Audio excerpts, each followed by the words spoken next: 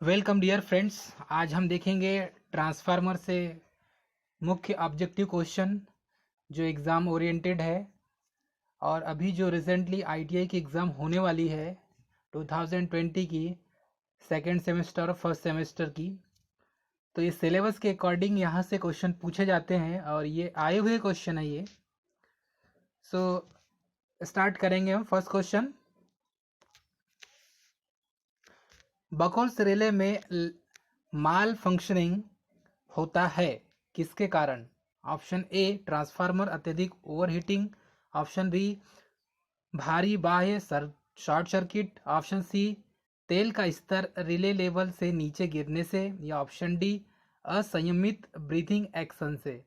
तो बकोल्स रिले की बात की जा रही है और बकोल्स रिले जो है हाई रेटिंग के ट्रांसफार्मर में बकोल्स रिले का यूज़ किया जाता है।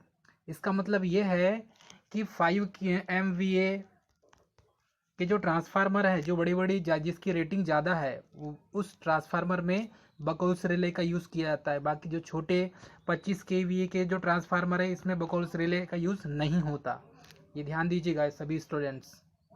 तो इसका राइट आंसर क्या होगा दोस्तों? Option A. इसका राइट आंसर होगा ऑप्शन ए, ट्रांसफार्मर अत्यधिक ओवर हीट होना। नेक्स्ट क्वेश्चन देखेंगे, निम्नलिखित में से कौन ट्रांसफार्मर के प्रतिस्थापन में प्रयोग नहीं होता?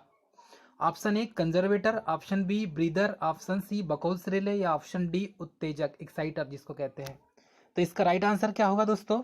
ऑप्शन डी इसका राइट आंसर होगा, उत्तेजक एक्साइटर लगा, क्योंकि इसमें एक्साइटर का प्रयोग नहीं होता। ट्रांसफार्मर के प्रतिस्थापन में प्रयोग नहीं होता, तो एक्साइटर का प्रयोग नहीं होता। कंजर्वेटर टैंक होता है, बकोल्स रिले रहता है, ब्रीदर रहता है, लेकिन उत्तेजक जो एक्साइटर है ये मोटर जनरेटर में होता है। नेक्स्ट क्वेश्चन देखेंगे दोस्तों, हिस्टेरिसिस हाथ सबसे कम निर्भर करता है?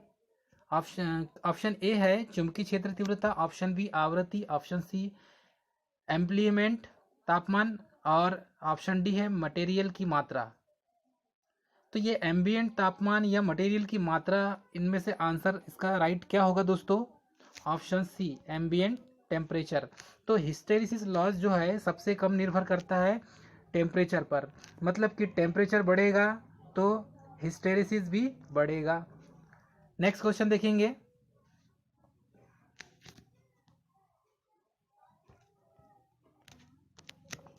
ट्रांसफार्मर एक एम्पलीफायर है, ऑप्शन बी गतिज मशीन है, ऑप्शन सी स्थैतिक मशीन है, ऑप्शन डी रोटरी कन्वर्टर है। तो ट्रांसफार्मर क्या है? इसका राइट आंसर क्या होगा? Option C. इसका क्या होगा? ऑप्शन सी राइट होगा, एक स्थैतिक मशीन है। ट्रांसफार्मर क्या है? एक स्थैतिक मशीन, मतलब कि एक स्टैटिक डिवाइस है। नेक्स्ट क्वेश्चन देखेंगे दोस्तों, इनमें से कौन सा एक स्टेप अप ट्रांसफार्मर के बारे में सही है? स्टेप अप ट्रांसफार्मर की बात की जा रही है। तो NS is greater than NP, या ऑप्शन बी है परिवर्तित होता रहता है, या ऑप्शन सी है NS इक्वल NP, या ऑप्शन डी है NS is greater than NP, NP is greater than NS। तो इसका राइट आंसर क्या होगा दोस्तों? ऑप्शन ए इसका राइट आंसर होगा, NS is greater than NP। Next question देखेंगे दोस्तों, ट्रांसफार्मर को ईडी करंट क्षय से रक्षित करने हेतु कोर को डैश ये बनाया जाता है? Option A high speed steel, option B mild steel, option C cast iron, या ऑप्शन डी शाफ्ट आयरन। तो ट्रांसफार्मर का जो ईडी करंट लॉस को कम करने के लिए उसका जो कोर है वो किसका बना जाता है? कौन सी मटेरियल का बना जाता है? तो इसका राइट आंसर होगा सॉफ्ट आयरन का। किसका बना जाता है? सॉफ्ट आयरन का। नेक्स्ट क्वेश्चन देखेंगे, ट्रांसफार्मर के क्रोट को लेमिनेशन तथा सिलिकॉन इस्पात की पट्टी क्यों प्रयोग किया जाता है? ऑप्शन ए है ईडी करंट क्षति घटाने के लिए, ऑप्शन बी है हिस्टेरिसिस क्षति घटाने के लिए, या ऑप्शन सी है ईडी करंट तथा हिस्टेरिसिस दोनों प्रकार की क्षतियां घटाने के लिए, या ऑप्शन डी है सस्ती होने के कारण। जो ट्रांसफार्मर का जो क्रोड है उसको लेमिनेशन किया जाता है और वो सिलिकॉन स्पीड की पट्टी की क्यों बन जाती है? इसका मेन कारण क्या है? तो इसका सही आंसर है ऑप्शन सी, ईडी करंट तथा हिस्टेरिसिस दोनों प्रकार की क्षतियां घटाने के लिए। नेक्स्ट क्वेश्चन देखेंगे दोस्तों, किसी ट्रांसफार्मर की प्रत्येक वाइंडिंग में उत्पन्न विद्युत वाहक बल किस पर निर्भर करता है? ऑप्शन ए केवल आवृत्ति पर, ऑप्शन बी केवल लपेट संख्या एवं आवृत्ति पर, या ऑप्शन सी है केवल आवृत्ति एवं अधिकतम चुंबकीय फ्लक्स पर, या ऑप्शन डी है आवृत्ति लपेट संख्या एवं अधिकतम चुंबकीय फ्लक्स पर। तो इसका राइट आंसर क्या होगा दोस्तों? ऑप्शन डी क्या होगा? फ्रीक्वेंसी और लपेटों की संख्या मतलब फेरों की संख्या और अधिकतम चुंबकीय फ्लक्स पर, इस पर डिपेंड करेगा इसका ईएमएफ। नेक्स्ट क्वेश्चन देखेंगे दोस्तों। ट्रांसफार्मर के ब्रीदर में प्रयुक्त रासायनिक पदार्थ है। ऑप्शन ए जल, ऑप्शन बी नमक, option C silica gel, option D खनिज तेल। तो इसका राइट आंसर क्या होगा दोस्तों? ऑप्शन सी, क्योंकि ब्रीदर में क्या यूज़ किया जाता है? रासायनिक पदार्थ सिलिका जेल, इसका यूज़ किया जाता है। और खनिज तेल भी यूज़ करते हैं, लेकिन ट्रांसफार्मर के अंदर यूज़ किया जाता है, वाइंडिंग में उसको डुबो के रखते हैं। लेकिन ब्रीदर के अंदर की बात की जा रही, इसलिए सिलिका जेल लगाना पड़ेगा आपको। नेक्स्ट क्वेश्चन देखेंगे।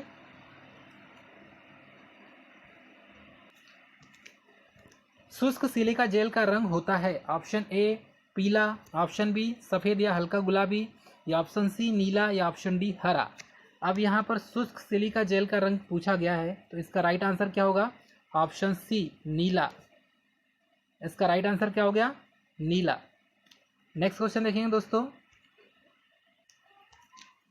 बखोल सिरेले का प्रयोग किया जाता है। ऑप्शन ए वायु शीतलित ट्रांसफार्मर में, ऑप्शन बी तेल शीतलित ट्रांसफार्मर में, या ऑप्शन सी है वेल्डिंग ट्रांसफार्मर में, या ऑप्शन डी है पोटेंशियल ट्रांसफार्मर में।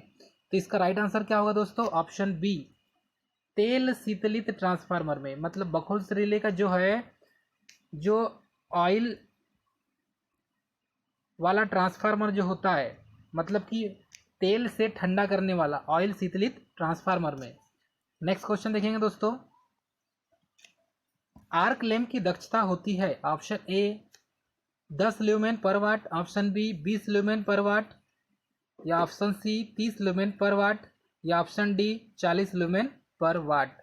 तो इसका राइट आंसर क्या होगा दोस्तों?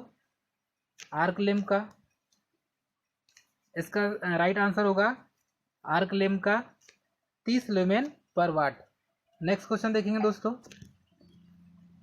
निम्नलिखित में से कौन सा एक परिणामित्र के लिए सही है? ऑप्शन ए है घूर्णन युक्ति, ऑप्शन बी स्थैतिक युक्ति, ऑप्शन सी विद्युत स्थैतिक युक्ति, या ऑप्शन डी प्रकाशीय युक्ति। तो इसका राइट आंसर क्या होगा दोस्तों? ऑप्शन बी इसका राइट होगा, क्योंकि निम्नलिखित में से कौन एक परिणामित्र के लिए सही है? तो एक स्थैतिक युक्ति। नेक्स्ट क्वेश्चन देखेंगे दोस्तों। किस प्रकार की धारा एक परिणामित्र कार्य करता है? तो किस प्रकार की धारा पर कार्य करता है ट्रांसफार्मर? एसी पे करता है, या स्पंदमान डीसी पर करता है, या एसी तथा डीसी दोनों पे करता है, या डीसी पे करता है? तो इसका राइट आंसर क्या होगा दोस्तों?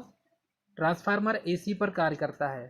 सभी को मालूम है डीसी पर काम इसलिए नहीं करता क्योंकि उसमें ईएमएफ जनरेट नहीं होगा, तो वो उसका जो प्राइमरी और सेकेंडरी वाइंडिंग है वो जल जाएगी।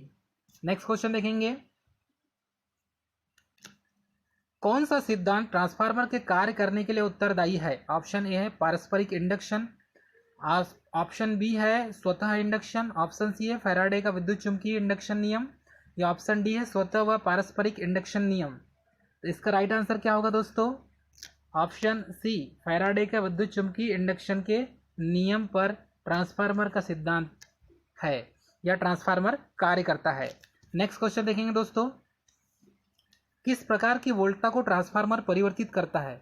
ऑप्शन ए है उच्च स्तर से निम्न स्तर, ऑप्शन बी है निम्न स्तर से उच्च स्तर, ऑप्शन सी है उपरोक्त दोनों, या ऑप्शन डी है धारा में। तो इसका राइट आंसर क्या होगा दोस्तों? ऑप्शन सी उपरोक्त दोनों। मतलब कि ट्रांसफार्मर उच्च स्तर से निम्न स्तर भी वोल्टेज ट्रांसफार्म करता है, और ऑप्शन बी निम्न स्तर से उच्च स्तर, मतलब कि स्टेप अप टाइप और स्टेप डाउन टाइप, दोनों टाइप के ट्रांसफार्मर होते हैं। नेक्स्ट क्वेश्चन देखेंगे।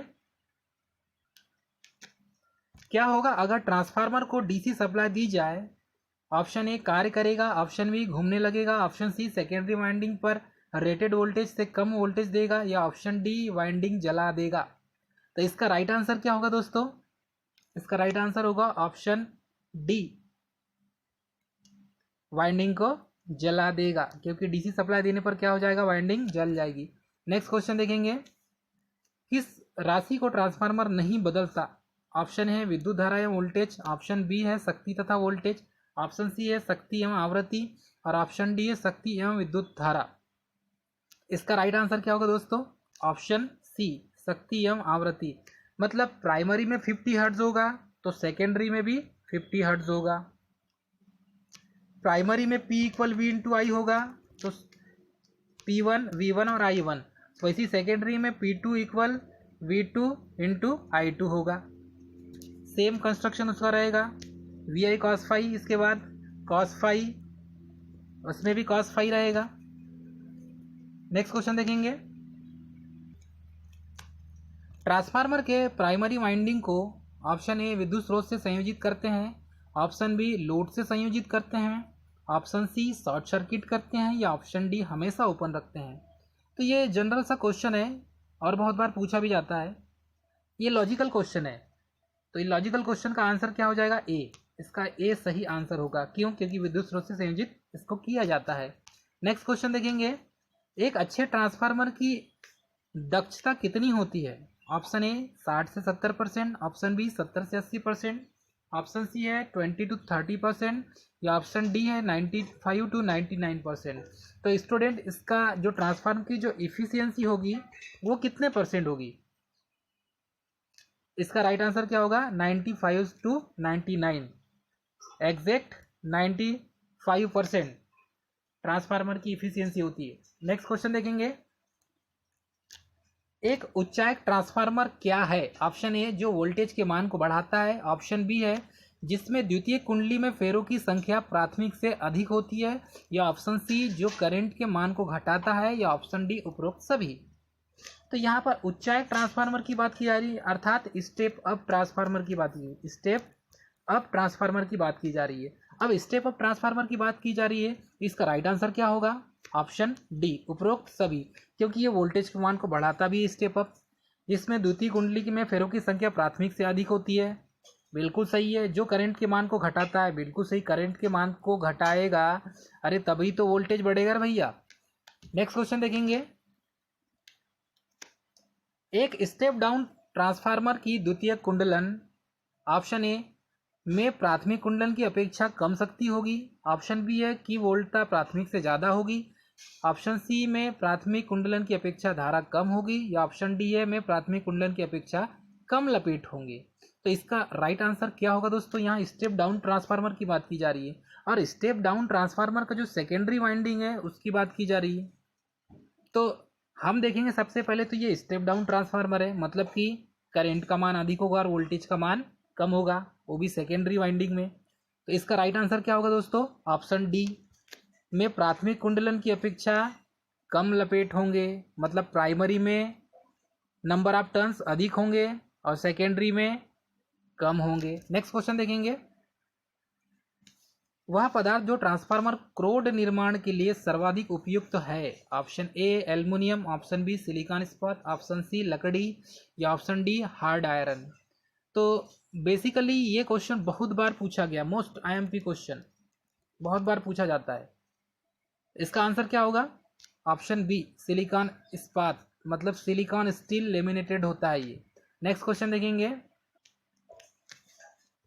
इनमें से कौन एक ट्रांसफार्मर का प्रकार है? Option A berry type, option B shell type, option C core type, या ऑप्शन डी उपरोक्त सभी।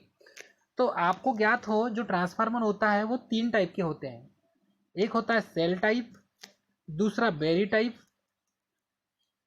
और तीसरा है कोर टाइप। तीनों ट्रांसफार्मर के प्रकार हैं। नेक्स्ट क्वेश्चन देखेंगे, वह ट्रांसफार्मर क्या कहलाता है जिसकी प्राइमरी को उच्च वोल्टेज दी जाती है तथा सेकेंडरी से निम्न वोल्टेज ली जाती है? प्राइमरी को उच्च वोल्टेज, मतलब प्राइमरी में वोल्टेज ज़्यादा देंगे और सेकेंडरी से वोल्टेज कम लेंगे। तो इसका राइट आंसर क्या होगा दोस्तों? Option B step down transformer की बात होगी, क्योंकि प्राइमरी को उच्च वोल्टेज देंगे तो सेकेंडरी में निम्न वोल्टेज देगा, मतलब वोल्टेज को डाउन करके दे रहा है, घटा कर दे रहा है, इसका मतलब क्या हुआ? ये स्टेप डाउन ट्रांसफार्मर कहलाएगा। नेक्स्ट क्वेश्चन देखेंगे, ट्रांसफार्मर का ट्रांसफॉर्मेशन रेशियो क्या होता है? तो इसका राइट आंसर क्या होगा? Option A I2/I1, option B N2/N1, option C है V2/V1 या ऑप्शन डी बी तथा सी दोनों। तो इसका राइट आंसर क्या होगा दोस्तों? Option D. क्यों होगा?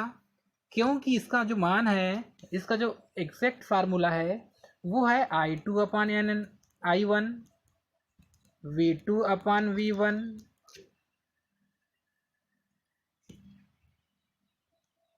इसका पूरा मान क्या है दोस्तों? N2/N1 equal V2/V1 equal I1/I2।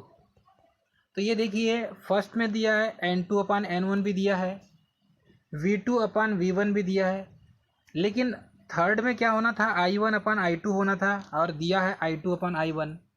तो ये ए जो है वो रॉन्ग हो जाएगा, इसीलिए बी और सी दोनों सही है। नेक्स्ट क्वेश्चन देखेंगे दोस्तों, किस कारणवश प्रायः सेल टाइप ट्रांसफार्मर प्रयुक्त होते हैं?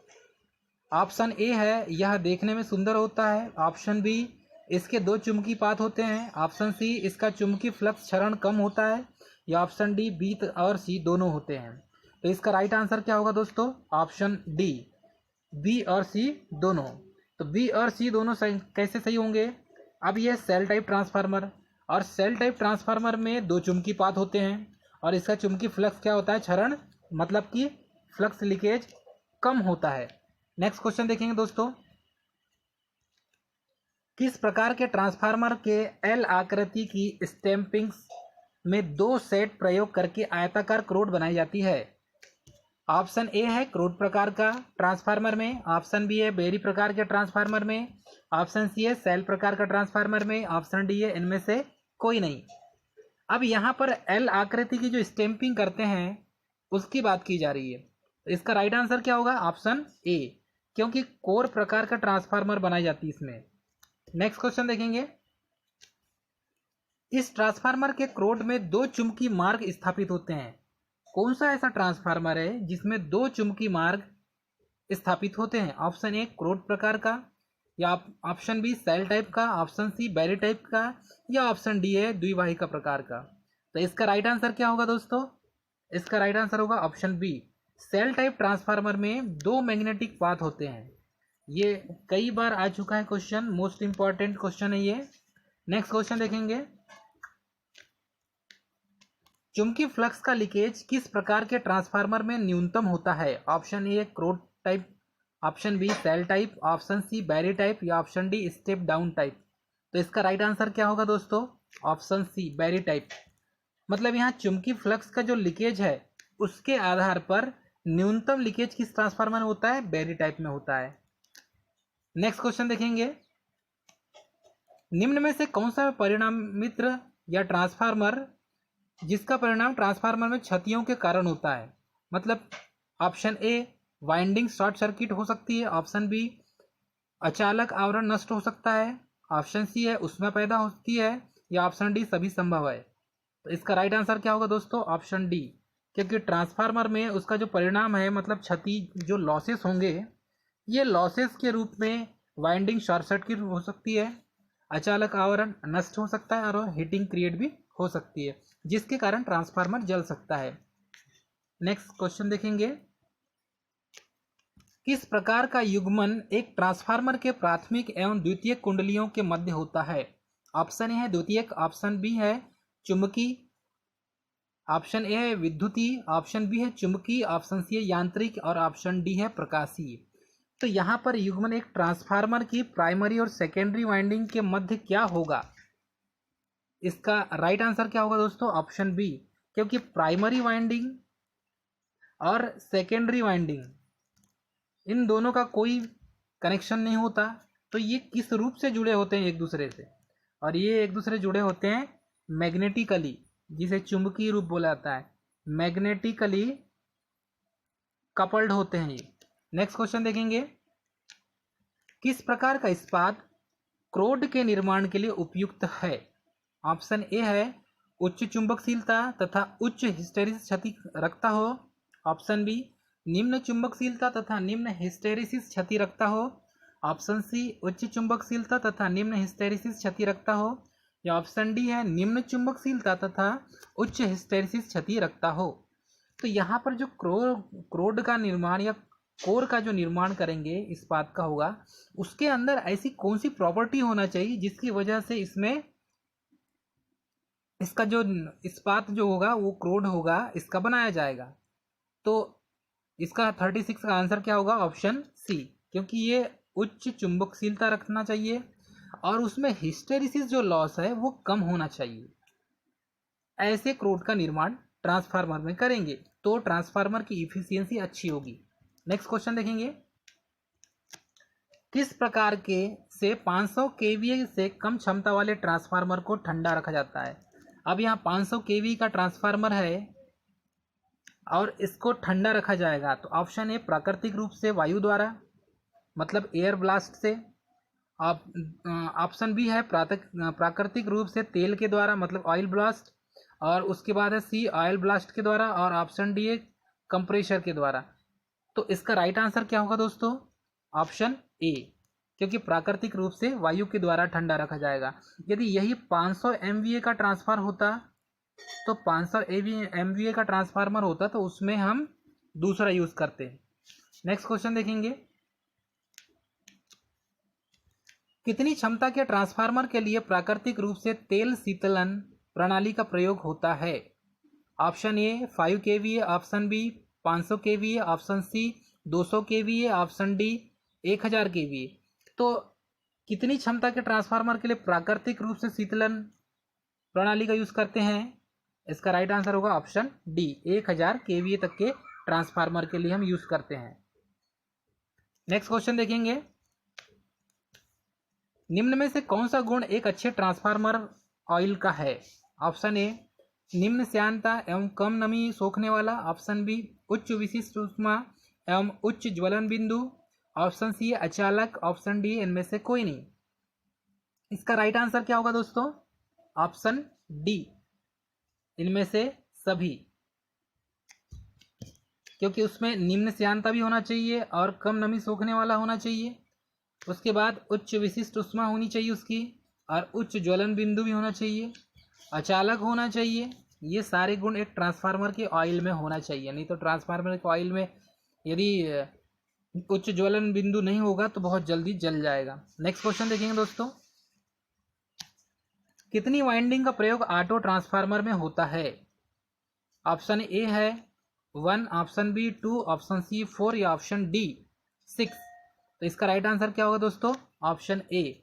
ट्रांसफार्मर जो ऑटो ट्रांसफार्मर होता है उसमें उसी के अंदर से प्राइमरी और उसी के अंदर से सेकेंडरी निकल जाती है। ये प्राइमरी और ऊपर वाला सेकेंडरी, मतलब कि एक ही वाइंडिंग से प्राइमरी और दूसरे वाइंडिंग से उसी वाइंडिंग से नीचे वाला पार्ट होता है, ठीक है, सेकेंडरी।